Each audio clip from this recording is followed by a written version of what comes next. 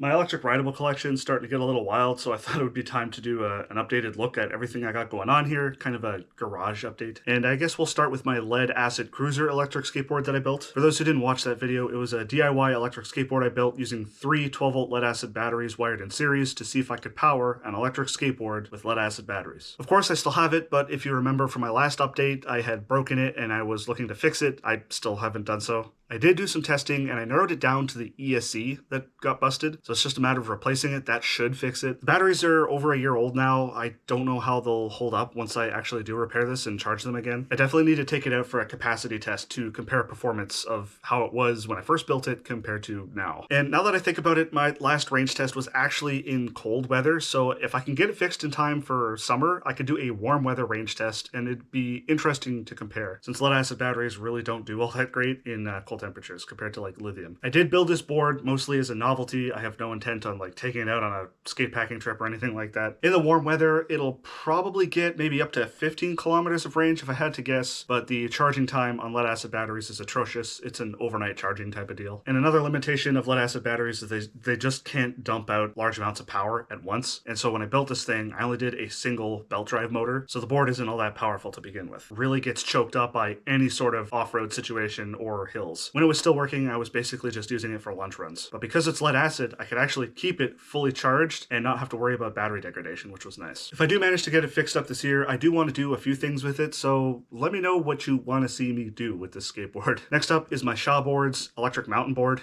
my all-terrain electric skateboard. Early on last year, I tried to do a skate packing trip with it on some muddy spring gravel trails, and because the ground was just saturated with water because of all the spring melt, I didn't manage to get very far.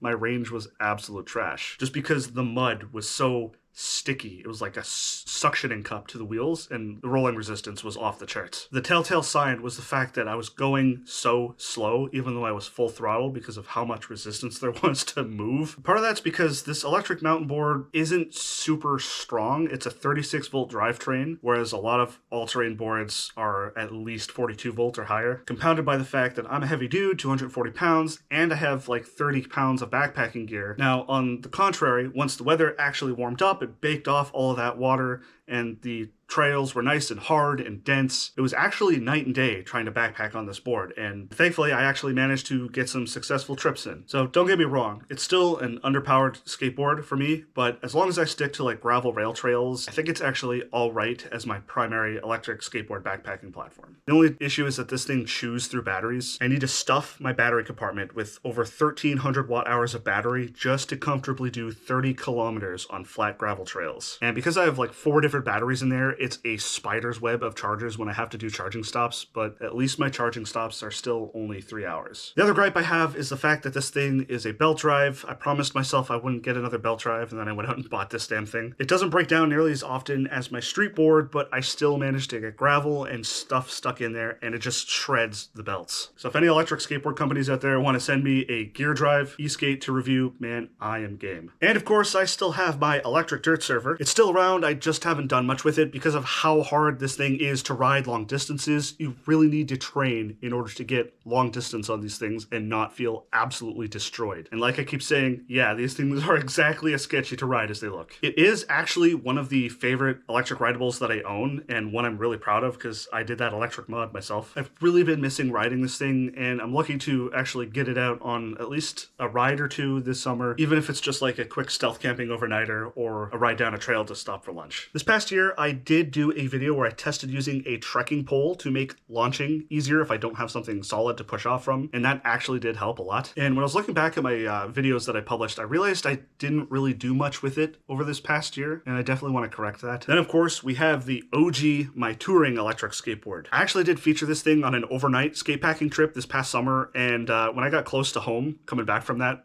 my wheel fell off. But this time around, I was actually going fast enough where once the wheel flew off, my truck actually ground against the pavement, and as you can see, it actually ground off a significant portion, so I need to replace the trucks. I've got a replacement for it bookmarked, again, just like the lead acid electric skateboard. I just haven't gone and sunk the money into buying the part to replace it yet. But yeah, I definitely do plan on fixing that and returning it to active service, because this thing has been with me ever since the beginning of me deciding to start doing electric skateboard adventuring content. Overall, it is a heck of a lot more efficient to ride than my all-terrain electric skateboard. For the same amount of battery capacity, it gets a lot more kilometers. In fact, let me know if you want to see a video where I actually do a comparison of the two and comparing their efficiency. Of all my electric rideables, this one definitely has the most miles on it, and I've had the wheel fall off several times at this point, shredded a lot of belts, but it still holds a special place in my heart. I will never get rid of this thing. And of course, we have my electric Raft, and as I explained in a previous video why it didn't make much of an appearance last summer, the TLDR is that we only had one car, so it kind of made it difficult to take it anywhere to like a boat launch. That's all fixed this year, so we're going to take it out on a few trips, including one hopefully very soon, some Crownland camping. Now, it has been in storage over the winter, so I will need to check and make sure that there's no damage to it and that it's still structurally sound after sitting outside. And I actually managed to get someone to send me the second battery I needed for it, so now I have my full 2560 watt-hour LFP setup, which should be good for up to 50 kilometers. Now, I don't want to make the mistake I've made in the past of getting too ahead of myself when it comes to upcoming trips and then wind up not going on them, but I do have some cool stuff planned, including some multi-day trips. There will hopefully be a lot of focus on this Raft over the summer. Now let's flip over to my electric snowboard, which is kind of the flip side situation. I know you didn't see much of it at all during this past winter, but believe it or not, I actually tried to film a video with it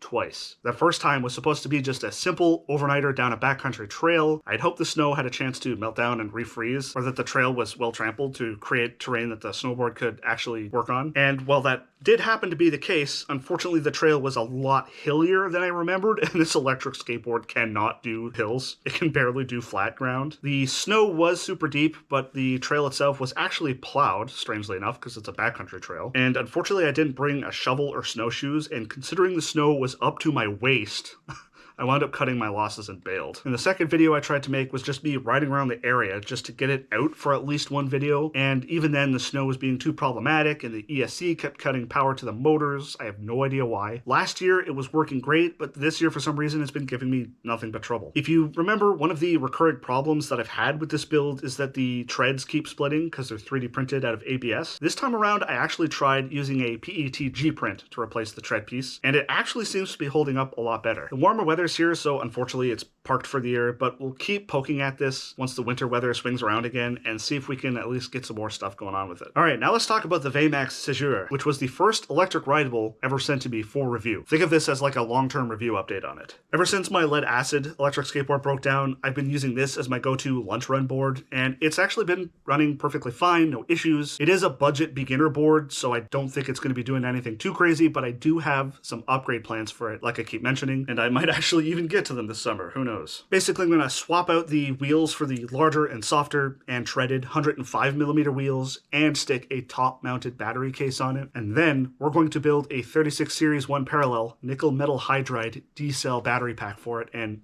around with nickel metal hydride as a PEV power source. Believe it or not, that'll actually give us a pretty chunky 432 watt-hour battery to use. Although if my sodium ion battery experimentation taught me anything, it's to not trust it to give me enough useful amp draw all the way down through to the bottom of the pack charge. But I don't think nickel metal hydride has ever really been used as an electric skateboard power source, so it'll be really interesting to experiment with and find out where that line is. And of course, we now have my new e-bike, the Emmo W-Wild C2. Not much to say here since I did just get the thing and I haven't done too much with it yet. I did a winter range test, which unfortunately didn't give me as much range as I was hoping, just 32 kilometers on a 1200 watt-hour battery, throttle only. I'm really hoping that that low range was because it was affected by the cold. I want to repeat the range test in the summer to get a good comparison, and hopefully I can get closer to the 50 kilometer mark I was expecting. I've now got a functional bike packing setup. I just need to get a phone mount for the handlebars and kind of fine tune how I have everything set up. I definitely am aiming to feature this bike a lot this year and get back into the bikepacking side of PEV adventures, including,